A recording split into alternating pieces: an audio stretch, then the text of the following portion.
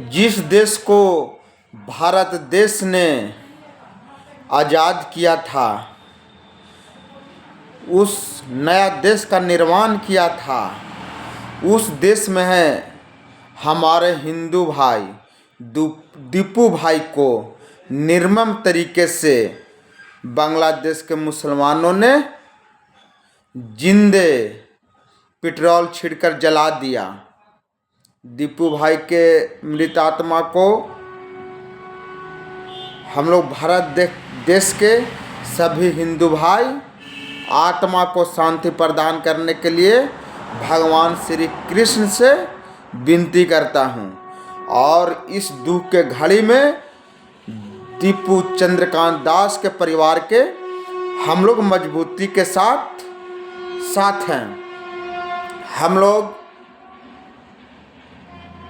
हिंदू भाइयों के रक्षा और सुरक्षा के लिए भारत सरकार से मांग करते हैं कि बांग्लादेश पाकिस्तान में हिंदू भाइयों पर जिस तरीके से अत्याचार बढ़ रही है, उस पर भारत सरकार चुप है। इसका रवैया संदेश के घेरे में है।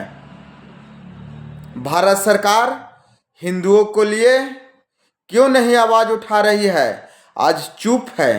क्यों चुप है?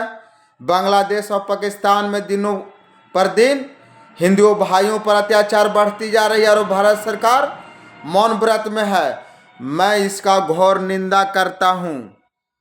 हमारे देश भारत में मोदी सरकार कहता है कि हम हिंदू को जगाने आए हैं, हिंदू को हम रक्षा करने आए हैं।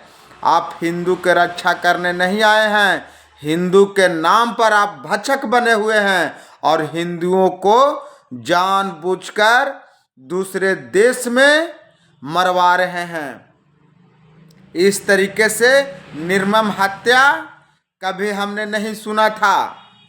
लेकिन जिस तरीके से हमारे हिंदू भाइयों पर अत्याचार हो रही है, हम लोग सभी यदुवंशी भाइयों का दिल दुख रहा है। लेकिन हम लोग इस दुख के घड़ी में साथ हैं और हम लोग सरकार से मांग करते हैं कि आप लोग यदि चुप हैं तो सभी हम लोग यदुवंशी भाई बांग्लादेश कुछ करने के लिए तैयार हैं। हम लोग को आदेश दिया जाए हिंदुओं को रक्षा करने के लिए। हम लोग बोलते नहीं हैं।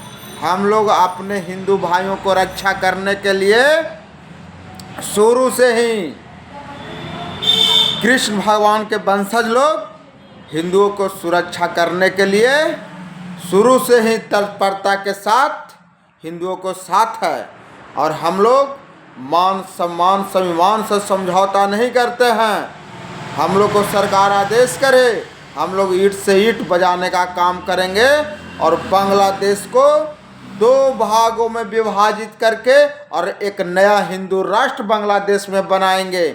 जिस तरीके से हमने पाकिस्तान को 2 भागों में विभाजित करके तत्कालीन प्रधानमंत्री इंदिरा गांधी ने 1971 में बांग्लादेश को निर्माण किया था, उसी तरह भारत सरकार हम लोग यदुवंशी को आदेश दे।